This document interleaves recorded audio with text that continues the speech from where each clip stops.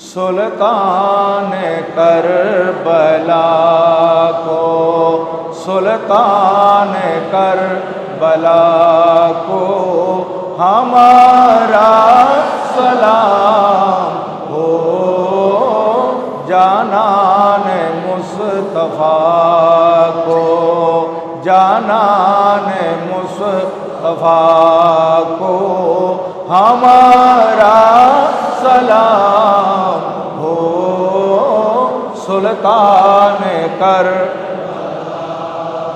اصغر کی ننھی جان پہ لاکھوں درود ہو، معصوم بے خطا کو، معصوم بے خطا کو ہمارا سلام ہو، سلطان کو ہمارا سلام ہو، سلطان اکبر سے نوجوان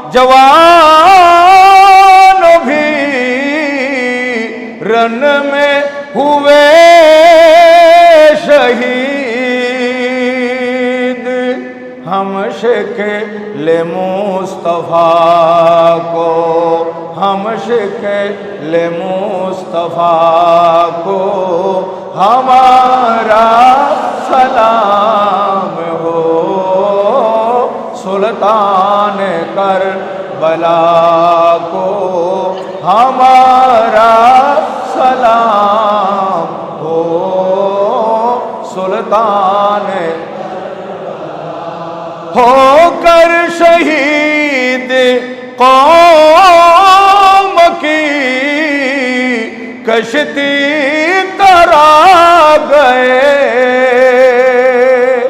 امت کے ناخدا کو، امت کے ناخدا کو ہمارا سلام ہو، سلطان کربلا کو ہمارا سلام ہو، جانان مصطفیٰ کو، جانان مصطفیٰ کو ہمارا سلام ہو، سلطان کربلا کو ہمارا سلام ہو، سلطان کربلا کو، سلطان کربلا کو، سلطان کربلا کو، سلطان کربلا کو ہمارا সালাম হো। জালেম ইয়াজিদ এবং ইয়াজিদ বাহিনীর ভয়াবহ পরিণতি এই সাবজেক্টের উপর আলোচনা হবে। আগামী জুমা থেকে ইনশাল্লাহ অন্য সাবজেক্টের উপর বয়ান হবে। আজ আমি আপনাদের খেদমতে যে বিষয় আলোচনা করব সেই বিষয়ের উপর কুরআনুল কারীমের একটি আয়াতের অংশবিশেষ আমি তেলাওয়াত করেছি। যেই আয়াতের অংশবিশেষটি হচ্ছে কুরআনুল কারীমের 19তম পারা সূরাতুশ শুআরা এর 227 নম্বর আয়াত এবং এই আয়াতটি এই সূরার শেষ আয়াত। এই শেষ আয়াতের শেষ অংশ আপনাদের খেদমতে তেলাওয়াত করেছি, যার অনুবাদ হচ্ছে আল্লাহ সুবহানাহু ওয়া তাআলা ইরশাদ করেন, ওয়া সায়ালামুল লাযিনা যালামু, অত্যাচারীরা জালেমরা অচিরেই জানিতে পারিবে, আইয়ামুন কালাবিন ইয়ানকালিবুন, কোন দিকে তারা ফিরছে, কোন স্থলের দিকে তারা প্রত্যাবর্তন করতেছে অচিরেই এই জালেমরা জানতে পারবে। কোরআনে করিমের এই আয়াত আমাদেরকে প্রমাণ করতেছে যে জালেম কখনো ছাড় পায় না, জালেমের বিচার অবশ্যই হয়। এবং আমি আপনাদের খেদমতে একটি হাদিসে পাকের আলোকে বেশ কয়েকবার বলেছিলাম যে দুই শ্রেণীর মানুষ আছে যাদের শাস্তি পরকালে তো অধারিত আছে, দুনিয়াতেও তাদের শাস্তি আরম্ভ হয়ে যায়। এরা ইহকাল এই দুনিয়াতে শাস্তি পেয়ে পেয়ে তারা মৃত্যুবরণ করে, মৃত্যুবরণ করার পর আখিরাতে শাস্তি তাদের জন্য থেকে যায়। আখিরাতে ভয়াবহ শাস্তি তাদেরকে ভোগ করতে হয়। দুনিয়াতেও তাদের করুণ পরিণতি মানুষ তাদের দেখতে পায়। এক শ্রেণীর মানুষ হচ্ছে জালেম, যারা মানুষের উপর জুলুম করে, অত্যাচার করে। এই জালেমরা মরার আগেই তাদের শাস্তি আরম্ভ হয়ে যায়।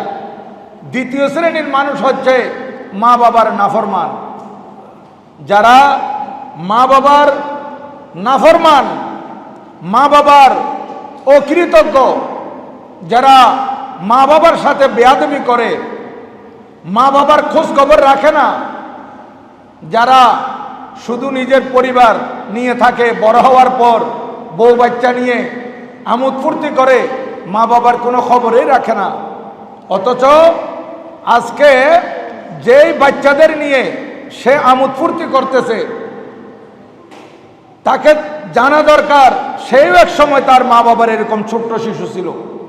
তার সন্তানদেরকে সে যেভাবে আদর করতেছে, মা বাবাও তাকে ছোটবেলায় সেইভাবে আদর যত্ন করে লালন পালন করে বড় করেছে।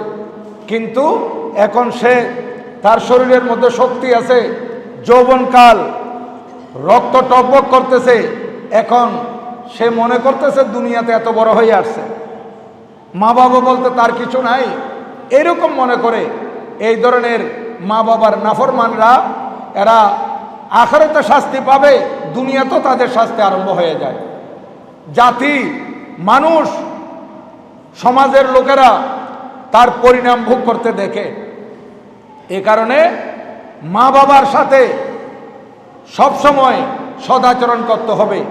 মা বাপ সুখে দুঃখে সন্তানদেরকে যেভাবে লালন পালন করেছে, ঠিক সন্তানরা বড় হওয়ার পর মা বাবাকে বৃদ্ধ অবস্থায় পেয়ে তাদের সেইভাবে খেদমত করতে হবে। আল্লাহ সুবহানাহু ওয়া তাআলা আমাদেরকে শিখিয়ে দিয়েছেন, রব্বির হামহুমা কামা রব্বায়ানি সগীরা। আয় আল্লাহ, আমার মা বাবাকে তুমি রহম করো, দয়া করো, যেভাবে আমার মাতা পিতা আমাকে ছোটবেলায় দয়া করেছিল, রহম করেছিল। যাই হোক, এই ইয়াজিদ বাহিনীদের শাস্তি দুনিয়াতে অনেক হয়েছে। মুস্তাদরাক লিল হাকিম এই কিতাবের মধ্যে এবং আল বেদায়া ওয়ান নেহায়ার মধ্যে এবং তারিখে তবরির মধ্যে আস-সাওয়াইকুল মুহরাকার মধ্যে রয়েছে এই কিতাবগুলোতে যে ইয়াজিদ বাহিনীদের শাস্তি খুব ভয়াবহ হয়েছিল। এরা দুনিয়াতে বেশি শাস্তি ভোগ করে মরেছে, তাদের মৃত্যুটাও করুণ মৃত্যু ছিল। কারণ আমার আল্লাহ সুবহানাহু ওয়া তাআলা আমার নবীজির উপর ওহী নাযিল করেছিলেন। হযরত আব্দুল্লাহ ইবনে আব্বাস রাদিয়াল্লাহু তাআলা আনহুমা থেকে বর্ণিত হাদিসে পাক যে আল্লাহ সুবহানাহু ওয়া তাআলা আমার নবীজির উপর ওহী নাযিল করেছিলেন হযরত সাইয়্যিদানা ইয়াহইয়া বিন জাকারিয়া আলাইহিস সালামের এই যারা জালেমরা শহীদ করেছিল, এদের থেকে আল্লাহ সুবহানাহু ওয়া তাআলা ৭০,০০০ মানুষের থেকে বদলা নিয়েছিলেন। আর আমার নবীজির আওলাদকে যারা শহীদ করবে তাদের থেকে আল্লাহ সুবহানাহু ওয়া তাআলা ৭০,০০০ ৭০ আলফ অর্থাৎ ২৭০,০০০ ১,৪০,০০০ থেকে আমার আল্লাহ বদলা নিয়েছেন। তাহলে দেখেন এই ইয়াজিদ বাহিনীরা, এরা যারা ইমামে আলী মকামের সাথে, ইমামে আলী মকামের পরিবারের সাথে ইমামে আলী মকাম রাদিয়াল্লাহু তাআলার সঙ্গী সাথীদের সাথে জুলুম করেছিল, এরা কোনোদিন বেহেশতে যেতে পারবে না, এরা দুজকি। এটা হাদিসে পাকের মধ্যে এসেছে। হযরতে রাসূল করিম সাল্লাল্লাহু আলাইহি ওয়াসাল্লামের সাহাবী বারা বিন আযিব এবং একজন তাবী হযরতে আমের, উনি বলতেছেন, আমি একদা নবী পাক সাল্লাল্লাহু আলাইহি ওয়াসাল্লামকে স্বপ্নে দেখলাম। আল্লাহর নবীজি আমাকে বলেন, আই আমের, তুমি আমার সাহাবী বারা বিন আযিবকে গিয়ে বলে দাও, যারা এজিদিরা আওলাদ রাসূলের উপর জুলুম করেছিল তারা যুদ্ধজকি। দেখেন এদের পরিণাম কি হয়েছিল। মাত্র 3 বছরের মাথায় কিংবা 3.5 বছরের মাথায় এজিদের মৃত্যু।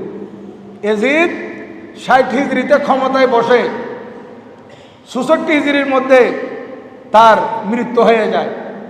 সে মনে করেছিল আজকে জুলুম করে, নির্যাতন করে, দমন পীড়ন করে মানুষের উপর, তারা এই মানুষের উপর জুলুম করে ক্ষমতা টিকে থাকবে, কিন্তু তারা বেশি দিন টিকতে পারে নাই।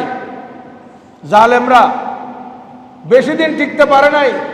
ইয়াজিদ মাত্র 3.5 বছরের মাথায় তার ক্ষমতা শেষ, সে মরে গেছে। কিসের জন্য আজকে এগুলো করেছিল? কিসের নেশায়? আজ আমি আপনাদের খেদমতে আরজ করব, মুখতার বিন উবাইদ সকফি, সে 66 হিজরির মধ্যে মানুষদেরকে একত্রিত করে বলেছিল যে আমরাই তো আওলাদ রসুলকে দাওয়াত দিয়েছিলাম, জান মাল কোরবান করব, সব কিছু বিসর্জন দিব, আপনি চলে আসেন, আপনার হাতে আমরা বায়াত গ্রহণ করব। এইভাবে আমরা ডেকে এনে আমরাই তো বিশ্বাসঘাতকতা করেছি। আজ তোমরা যদি চাও, আমি যারা যারা আওলাদ রসুলের উপর জুলুম করেছিল, অত্যাচার করেছিল, তাদের থেকে বদলা নেব, তাদের থেকে বদলা নেব। কি হয়েছে রে নিজাম, কি হয়েছে? তুমি বারবার কথা বলতেছো কেন? এদের থেকে বদলা নেব। আজ আপনাদের খেদমতে আরজ করতে চাই যে আওলাদ রসুলের উপর জুলুম করেছিল, অত্যাচার করেছিল, তাদের থেকে আমরা বদলা নেব, একজনকে ছাড় দেব না। যখন সে কুফার গভর্নর হয়ে বসে গেল মুখতার বিন উবাইদ সকফি, তখন সে একজন করে চিহ্নিত করে তাদেরকে কতল করতেছে, একজনকেও ছাড় দিচ্ছে না। শেষ পর্যন্ত দেখা যাচ্ছে এরা এজিদিরা বাঁচতে পারে নাই মুখতার বিন উবাইদ সকফির হাত থেকে।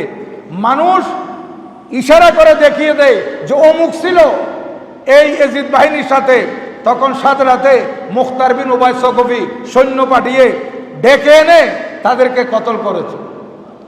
আর মুখতার বিন উবাইদ সকফি এত কতল করেছে, এই ছাড়াও কিতাবের মধ্যে আছে অনেকগুলো অন্ধ হয়ে গিয়েছিল, একেবারে অন্ধ, যতদিন বেঁচে ছিল অন্ধ হয়ে বেঁচেছিল। আবার অনেকের চেহারা একেবারে কালো হয়ে গিয়েছিল, কুচকুচে কালো, সুন্দর মানুষ চেহারা কুচকুচে কালো হয়ে গিয়েছিল। অনেকে প্যারালাইসিস অর্ধাঙ্গ রোগে আক্রান্ত হয়েছিল, অনেকের শরীর শ্বেতরোগ হয়ে গিয়েছিল। এরা বিভিন্ন ধরনের শাস্তি পেয়েছে। আর কতগুলা শুধু পানি পানি পানি পানি করে করে মরে গেছে। পানি দেওয়ার পরও, পানি পান করার পরও তৃষ্ণা তাদের নিবারণ হয় নাই, শুধু পানি পানি পানি এই কথা বলে বলে মারা গেছে। হযরত আবু শেখ রহমতুল্লাহ আলাই উনি বর্ণনা করতেছেন যে একটা বৈঠকের মধ্যে আমরা কথাবার্তা বলতেছিলাম, একজন বৃদ্ধ ব্যক্তি সেই মজলিসের মধ্যে ছিল।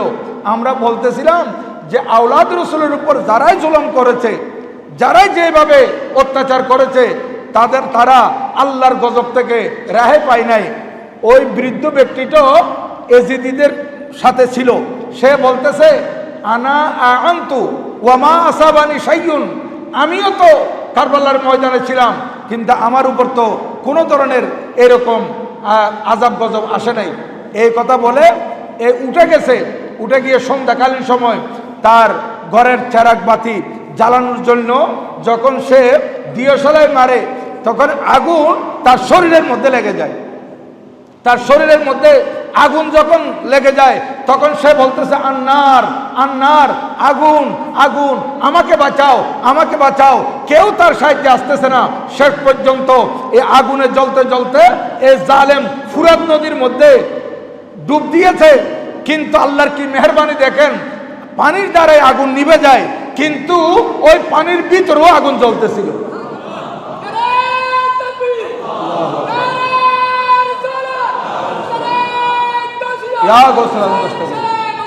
জিন্দাবাদ জিন্দাবাদ। এই পানির ভিতরে আগুন জ্বলতেছিল। যতক্ষণ পর্যন্ত এই জালেম জ্বলে পুড়ে রাখ হয় নাই, ছাই হয় নাই, ততক্ষণ পর্যন্ত আগুন নিবে নাই। দেখেন, সে বলেছিল আমার উপর কোনো আযাব আসে নাই, সাথে সাথে আল্লাহর গজব তাকে পাকড়াও করছে। আরেকজন, সে একেবারে তার চেহারা শুকরের চেহারা হয়ে গিয়েছিল, চেহারা পরিবর্তন হয়ে গেছে। আরেকজন একেবারে ফর্সা মানুষ, তাকে মানুষ বলতেছে, আপনি এত সুন্দর মানুষ ছিলেন, এরকম কুচকুচে কালো কেমনে হয়ে গেলেন, এত বিশ্রী চেহারা কেমনে আপনার হয়ে গেল? সে বলতেছে, আমি ইমামে আলী মকাম ইমামে হুসাইন রাদিয়াল্লাহু তাআলা আনহুর ওই মাথা মুবারক আমার ঘোড়ার সামনে আমি ঝুলাইয়ে রেখেছিলাম। এর পরদিন থেকে আমি যেই দিনে রাত্রিবেলা ঘুমিয়ে পড়ি, দুইজন মানুষ এসে আমার দুই বাহু ধরে নিয়ে যায়, দুইজন মানুষ আমার দুই বাহু ধরে নিয়ে যায়। শেষ পর্যন্ত আমাকে এমন এক জায়গা নিয়ে যায় যেখানে আগুন জ্বলে। ওই আগুনের ভিতর আমাকে উপর করে আমার চেহারাটা ঢুকিয়ে দেওয়া হয়, তারপর আবার বের করা হয়। এভাবে এক রাত দুই রাত নয়, প্রতি রাত্রিতে আমার উপরে এই ঘটনা ঘটে। আমি দিনে কোনো মতে শান্তিতে থাকি, রাত্রিবেলা আসলে আমার অন্তরে ভয় এসে যায়, আমার ঘুম আসলেই তো আমাকে নিয়ে যাবে এবং আমাকে ওই আগুনের ভিতর আমার চেহারা ঢুকিয়ে দেওয়া হবে।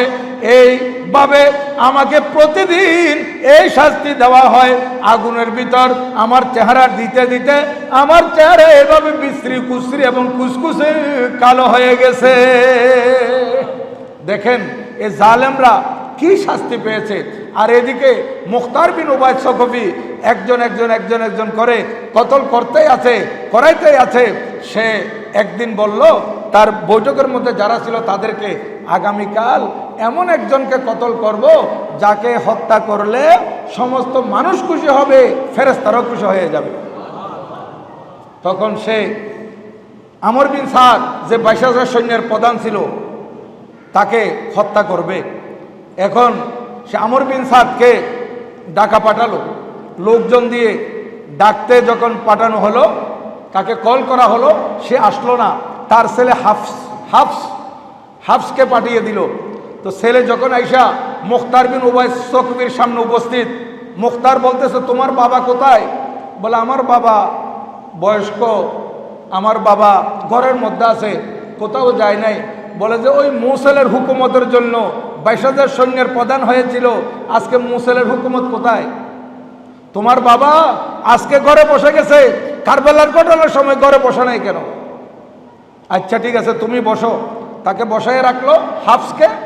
এখন আবু উমরা, এই মুখতার বিন উবাইদ সকফির এক সৈন্য, ওনাকে কয়েকজন লোক দিয়ে বলেছে যে তোমরা যাও, এই আমর বিন সাদকে জীবিত আমার কাছে আনবে না, সেখানে তাকে হত্যা করে তার লাশ জ্বালিয়ে ফেলবে এবং মাথাটা আমার কাছে নিয়ে আসবে, মাথাটা নিয়ে আসবে। তখন সৈন্যরা হুকুম পেয়ে তার ঘরে গেছে। ঘরে গিয়ে এই আমর বিন সাদকে কতল করলো, কতল করে তার শরীর জ্বালিয়ে ফেলেছে এবং মাথাটা নিয়ে আসছে মুখতার বিন উবাইদ সকফির কাছে। যখন মুখতার বিন উবাইদ সকফির সামনে আমর বিন সাদের মাথা পেশ করা হলো, তখন হাফস, ওই আমর বিন সাদের ছেলে বসা ছিল, তাকে বলতেছে, দেখতেছো এটা কার মাথা, চিনতেছো? বলে, হ্যাঁ হ্যাঁ, এটা তো আমার আব্বা, ইন্না লিল্লাহি ওয়া ইন্না ইলাইহি রাজিউন। সে ইন্না লিল্লাহ পড়তেছে আর বলতেছে আমার বাবার পরে জীবিত থাকার মধ্যে আর কোনো স্বাদ নাই। বলে আমি বুঝতে পেরেছি। মুখতার বলতেছে ঠিক আছে, তুমি আর বেঁচে থাকতে পারবে না, তোমাকেও কতল করা হবে। তখন আমর বিন সাদের ছেলেকেও কতল করে দেওয়া হয়েছে। তখন মুখতার বিন উবাই সকফি বলেছিল যে আমি এই আমর বিন সাদকে কতল করে ইমামে আলী মকাম রাদিয়াল্লাহু তাআলা আনহুর হত্যার বদলা নিলাম, আর হাফসকে কতল করে হযরত আলী আকবর রাদিয়াল্লাহু তাআলা আনহুর হত্যার বদলা নিলাম। বদলা নিলে কি হবে? আমি যদি 1/3 কুরাইশকে হত্যা করে ফেলি, তারপরেও তো আমার ইমামে আলী মকাম রাদিয়াল্লাহু তাআলা আনহুর একখানা পশম মুবারকের সমান হবে না। তারপরেও বলতেছে আর কি। শেষ পর্যন্ত আমর বিন সাদ সেও মরে গেল, তাকে হত্যা করা হলো।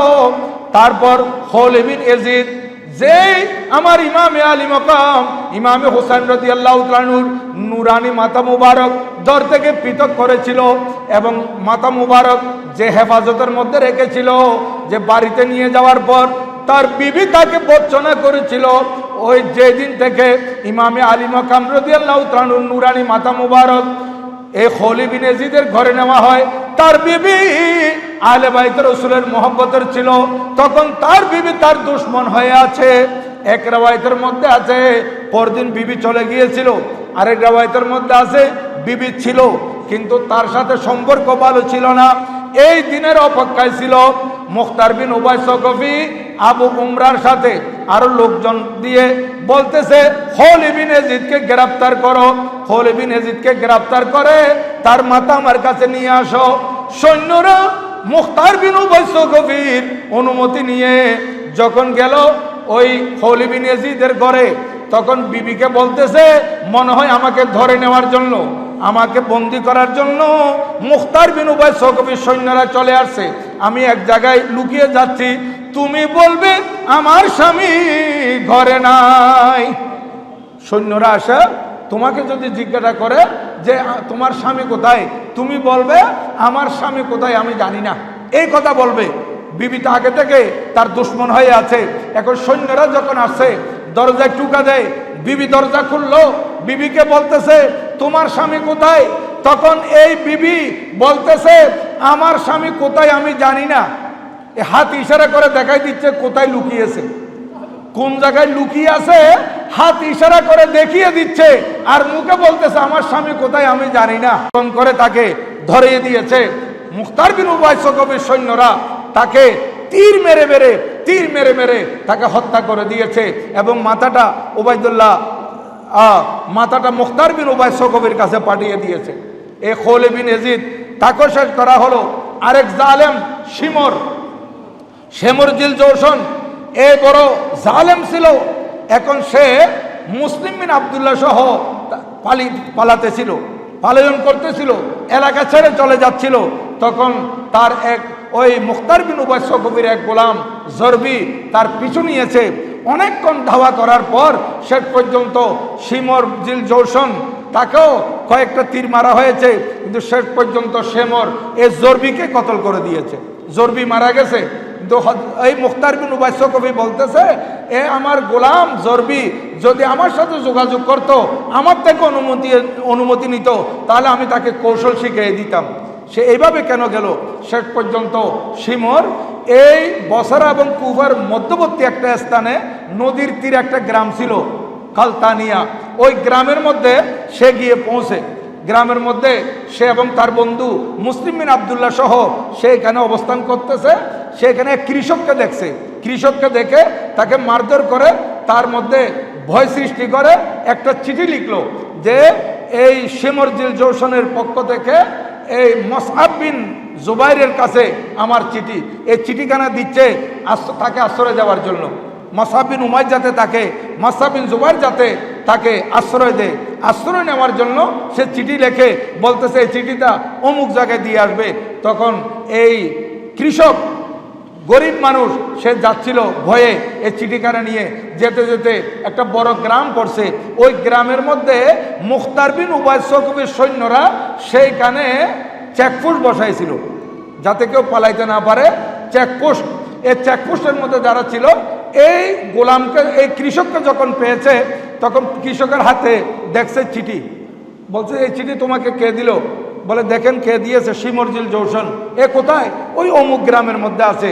এখন তারা যখন ঠিকানা পেয়ে গেছে, এখন এই শিমরজিল জৌশনের যে বন্ধু যে ছিল মুসলিম বিন আবদুল্লাহ, সে বলতেছে ভাই এখানে থাকা তো আমি নিরাপদ মনে করতেছি না, এখান থেকে চলে গেলেই মনে হয় বেটার হবে। তখন মুসলিম বিন আবদুল্লাহকে শেমর জবাব দিল, আমি 3 দিন এখানে থাকবো, 3 দিনের আগে যাব না, তুমি মুখতারকে ভয় পাচ্ছ মনে হয়, এরকম করে কথা কাটিয়ে দিয়েছিল। কিন্তু সেখানে যে তার মৃত্যু ঘটবে সে তো আর জানে না। এখন ওই মুখতার বিন উবাই কবির সৈন্যরা যে খবর পেয়ে গেছে সে কোন জায়গায় আছে, গভীর রাতে তার সে আশ্রয়স্থলে হানা দিল। হানা দেওয়ার পর মুসলিম বিন আবদুল্লাহ বলতেছে, আমি কোনো রকমে এই ঘুম থেকে উঠা পায়ে জুতো পরতে পারি নাই, ঘোড়ায় উঠতে পারি নাই, আমি একা দৌড়ে পালিয়েছি। আর সে পালাইতে পারে নাই। সে ঘুম থেকে উঠতে উঠতে এই সৈন্যরা তাকে ধরে ফেলেছে এবং তাকে সেখানে কতল করেছে, হত্যা করেছে। হত্যা করে তার শরীরটা কুকুরকে দিয়ে দিয়েছে, কুকুর যাতে তার শরীর খায়। আর মাথাটা মুখতার বিন উবাই কবির কাছে পাঠিয়ে দিয়েছে। এইভাবে শেমরকেও হত্যা করা হয়েছে। আমর বিন সুবাই এক জালেম, সে হজরতে সৈয়দনা আবদুল্লাহ বিন মুসলিম বিন আকিল রাদিয়াল্লাহু তাআলা আনহুকে শহীদ করেছিল। এ জালেম যে তাকেও ধরার জন্য লোক পাঠানো হলো, সৈন্য পাঠানো হলো আবদুল্লাহ বিন কামেলের নেতৃত্বে। এই আবদুল্লাহ বিন কামেল আইসা তাকে গ্রেফতার করছে, গ্রেফতার করে তাকেও কতল করে দেওয়া হয়েছে। আরেকজন ছিল হাকিম বিন তুফাইল আত-তাই। এ হযরত সৈয়দনা আব্বাস আলমবরদারে কারবালা রাদিয়াল্লাহু তাআলা আনহুর এই অস্ত্র তলবারি যেটা ছিল এবং ওনার পোশাক সে কেড়ে নিয়েছিল। এ জালেম হাকিম বিন তুফাইল আত-তাই এ বড় তীরন্দাজ ছিল। এখন তাকে গ্রেফতার করার জন্য লোক পাঠানো হলো, তাকে গ্রেফতার করলো। এদিকে তাকে গ্রেফতার করেছে, অন্যদিকে তার পরিবারের সদস্যরা আদি বিন হাতেমের কাছে গেছে। আদি বিন হাতেম মানে এ একজন প্রভাবশালী ব্যক্তি ছিল, একে মুখতার সমীহ করত, মুখতার তাকে বড় ইজ্জত করত। এখন আদি বিন হাতেমকে তার পরিবারের লোকেরা, হাকিম বিন তুফাইল আত-তাইর পরিবারের লোকেরা বলল যে সৈন্যরা আইসা ওনাকে ধরে ফেলেছে, এখন আপনি একটু মুখতার বিন উবাই কবির কাছে যান, সে যাতে এই লোকটাকে ছেড়ে দেয়। এই লোকটা এগুলোর মধ্যে ছিল না। তখন আদি বিন হাতেম মুখতার বিন উবাই কবির কাছে গেল। মুখতার তাকে ইজ্জত করে বসাইলো, বলে কি জন্য আসছেন? বলতেছে আমি আসছি আপনার সৈন্যরা হাকিম বিন তুফাইল আত-তাইকে গ্রেফতার করেছে, উনি তো এগুলোর মধ্যে ছিল না, এটা ওনার বিরুদ্ধে ইলজাম আসছে। তখন মুখতার বিন উবাই কবি বলতেছে, আপনি কারবালার ঘটনা যারা ঘটিয়েছে তাদের ব্যাপারে আমার কাছে সুপারিশ করতে আসছেন? বলে না না না না, ইনি এগুলোতে ছিল না, ইনি তো একদম নিষ্পাপ, ওনার উপর এটা অপবাদ দেওয়া হয়েছে। তখন মুখতার বিন উবাই কবি বলতেছে, যদি সত্যি অপবাদ হয় তাহলে ওনাকে ছেড়ে দেব। কিন্তু এদিকে আবদুল্লাহ বিন কামিল এবং ওনার সৈন্যরা জেনে গেছে যে মুখতার বিন উবাই কবির কাছে এই হাকিম বিন তুফাইল আত-তাইর ব্যাপারে সুপারিশ করার জন্য আদি বিন হাতেম বসে আছে। তখন এরা বলতেছে, এরা যদি আমরা জীবিত অবস্থায় নিয়ে যাই তাহলে আদির সুপারিশে মুখতার হয়তো একে ছেড়ে দিতে পারে। এক কাজ করে, এত বড় জালেম ছিল, এ তীর মেরেছে অনেককে, একে আমরা রাস্তার মধ্যে কতল করে দিই। আবদুল্লাহ বিন কামেল থেকে সৈন্যরা ওনার যারা পাশে ছিল সিপাহী যারা ছিল এরা বারবার বলতেছে, হুজুর একে জীবিত নেওয়া যাবে না, জীবিত নিয়ে গেলে তাকে ছেড়ে দিবে, আমরা প্রতিমধ্যে তার কাজ শেষ করে দিই। তখন আবদুল্লাহ বিন কামেল বলছেন, ঠিক আছে তাকে তোমরা কতল করে দাও। এখন তাকে কতল করে তার মাথাটা নিয়ে গেছে ওই মুখতার বিন উবাই কবির কাছে। তখন আদি বিন হাতেম বসা ছিল। আদি বিন হাতেম বলতেছে, একে জীবিত নাই না, কতল করে দিয়েছে, দেখো আমি এর সুপারিশের জন্য আসছিলাম। আবদুল্লাহ বিন কামেল বলতেছে, আমার সিপাহীরা মানে নাই, তারা কতল করে দিয়েছে। তখন আদি বিন হাতেম ওই আবদুল্লাহ বিন কামেলকে অনেক মন্দ সন্দ বলে ফেরত চলে আসছে, কিন্তু তাকে ছাড়া নাই, তাকে কতল করে দিয়েছে। এইভাবে রিয়াদ বিন জাহিদ বিন রাকাত এক জালেম, সে তীরন্দাজ ছিল। সে প্রতিদিন রাত্রে সে যাতে তাকে রাত্রে ধরতে না পারে সে ছাদের উপর পাশে তলবারি রেখে ঘুমাইত। এখন তাকে ধরার জন্য ওই মুখতার বিন উবাই কবি আবদুল্লাহ বিন কামেল সহ তার সৈন্যবাহিনী দিয়ে পাঠিয়েছে। তখন তারা খবর নিল সে ঘরের ভিতর ঘুমায় না, সে ছাদে ঘুমায়, পাশে তলবারি রাখে। তখন এরা চুপে চুপে চুপে চুপে ছাদের উপর উঠে দেখে সে ঘুমের মধ্যে আছে, তার তলবারি মাথার দিকে আছে, তলবারিটা নিয়ে তাকে ধরে ফেলছে। তলবারি নিয়ে যখন তাকে ধরে ফেলছে তখন সে গালমন্দ করতেছে, আমার তলবারির উপর লান হচ্ছে, তলবারিকে অভিশাপ দিচ্ছে যে তলবারি দিয়ে আমি কাজ করতাম, আমার তলবারিটা আমার থেকে দূরে সরে গেছে। এখন শেষ পর্যন্ত এই যায়েদ বিন রকাতকে এইভাবে কতল করা হয়েছে। একজন একজন একজন একজন করে সবাইকে কতল করে মুখতার বিন উবাই সকবি বলতেছে, এখন আমি ওই জালেমকে কতল করব যে জালেম এই নেতৃত্ব দিয়েছিল এজিদের পরপর। সবথেকে বড় দোষী যে ছিল উবাইদুল্লাহ ইবনে জিয়াদ, যে কুফার গভর্নর ছিল, সে তো কুফা থেকে চলে গেছে সিরিয়ার মধ্যে। এখন মুখতার বিন উবাই সকবি বলতেছে, যতক্ষণ না পর্যন্ত আমি এই জালেমকে কতল করতে পারবো না ততক্ষণ পর্যন্ত আমার অন্তরে শান্তি আসবে না। তখন এক বড় সৈন্যবাহিনী দিয়ে এই কুফা থেকে পাঠানো হচ্ছে ও সিরিয়ার মধ্যে।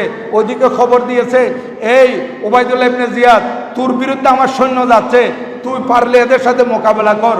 তখন উবাইদুল্লাহ জিয়াদের মধ্যে রাগ এসে গেছে, তখন সে একটা বড় সৈন্যদল নিয়ে এদের মোকাবেলায় আসছে। মাঝপথে উভয়ের সৈন্যের মধ্যে অনেক যুদ্ধ হলো, অনেক সংঘর্ষ হলো। সেখানে আল্লাহর মেহেরবানি এরা জয়লাভ করেছে, মুখতার বিন উবাই সকবির সৈন্যরা জয়লাভ করেছে। আর ওই উবাইদুল্লাহ ইবনে জিয়াদের সৈন্যরা তারা পরাস্ত হয়েছে। তখন উবাইদুল্লাহ ইবনে জিয়াদ সে পালায়ন করতেছিল, পালায়ন করে সে আর বাঁচতে পারে নাই, তাকে প্রতিমধ্যে ধরে তাকেও কতল করে দেওয়া হয়েছে। এই দেখেন যে কুফার গভর্নর ছিল, যে এ সব কিছুর মূলের নায়ক ছিল উবাইদুল্লাহ ইবনে জিয়াদ, সেও বাঁচতে পারে নাই। এখন দেখেন এ তাকে কতল করে তার মস্তিষ্কটা নিয়ে আসা হয়েছে কোথায়? এই কুফার জমিনে, কুফার গভর্নর হাউসের মধ্যে মুখতার বিন উবাই সকবির কাছে। যেদিন মুখতার বিন উবাই সকবির কাছে এই উবাইদুল্লাহ ইবনে জিয়াদের মাথা পেশ করা হচ্ছে, সেদিন ছিল মুহররমের 10 তারিখ। দেখেন 61 হিজরি মুহররমের 10 তারিখ ইমামে আলী মাকামকে শহীদ করা হয়েছে। আর 67 হিজরির মুহররমের 10 তারিখ যার নেতৃত্বে কাজগুলো হয়েছিল, যে কুফার গভর্নর ছিল জালেম উবাইদুল্লাহ জিয়াদ, তার মাথাটা পেশ করা হয়েছে ওই কুফার গভর্নর মুখতার বিন উবাই সকবির সামনে। এখন তার মাথা যখন মুখতার বিন উবাই সকবির সামনে পেশ করা হয়, তখন দর্শকেরা দেখতেছে পাতলা একটা বিষাক্ত সাপ, একটা বিষধর সাপ কোত্থেকে আইসা তার নাকের ভিতর দিয়ে ঢুকে মুখ দিয়ে বের হয়, মুখ দিয়ে ঢুকে নাক দিয়ে বের হয়। এইগুলা দেখে মানুষ বুঝতে পেরেছে এ কত বড় জালেম ছিল। আওলাদ রসুলকে শহীদ করার জন্য তার হুকুম ছিল, অর্ডার ছিল, পানি বন্ধ করার জন্য সে অর্ডার দিয়েছিল। আজকে তার পরিণতি কি দুনিয়াতে আমরা দেখতেছি, পরকালে তো তাদের শাস্তি রয়েছে। এই এজিদিরা বাঁচতে পারে নাই। এখান থেকে আমাদেরকে শিক্ষা নিতে হবে, জালেম কোন অবস্থায় বাঁচতে পারে না, জুলুম ঠিক না। জুলুম যারাই করে তাদের পরিণাম ভয়াবহ, আল্লাহর পক্ষ থেকে তাদের বদলা হয়ে যায়। এই জন্য আমরা এগুলো থেকে শিক্ষা নিতে হবে যে আমরা যাতে কোন অবস্থায় জুলুমের শিকার না, জুলুমের শিকার হতে পারবো কিন্তু জালেম হতে পারবো না। আমরা যাতে জালেম না হই, কার উপর অত্যাচার না করি, এটা যে কোনো পর্যায়ে, সামাজিকভাবে হোক, ব্যক্তিগতভাবে হোক, ব্যবসায়িকভাবে হোক, যে কোনো দিকে যে জুলুম করবে জালেম বাঁচতে পারবে না, এটা নিশ্চিত। এটা জেনে রাখতে হবে। জালেমের শাস্তি দুনিয়া থেকেই আরম্ভ হয়ে যায়। আল্লাহ পাক সুবহানাহু ওয়া তাআলা আমাদেরকে এই ঘটনাগুলো থেকে শিক্ষা নিয়ে আমরা যাতে জুলুম থেকে বেঁচে থাকতে পারি, আমরা ইমামে আলী মাকাম ইমামে হোসেন রাদিয়াল্লাহু তাআলা আনহুর যোগ্য উত্তরসূরি, আমরা হোসাইনি মুসলমান হিসেবে বেঁচে থাকতে পারি। আল্লাহ পাক সুবহানাহু ওয়া তাআলা আমাদেরকে সেই তৌফিক দান করুন, আমিন। ওয়া মা আলাইনা ইল্লাল বালাগ। ওয়া আসসালামু আলাইকুম ওয়া রাহমাতুল্লাহি তাআলা ওয়া বারাকাতুহু।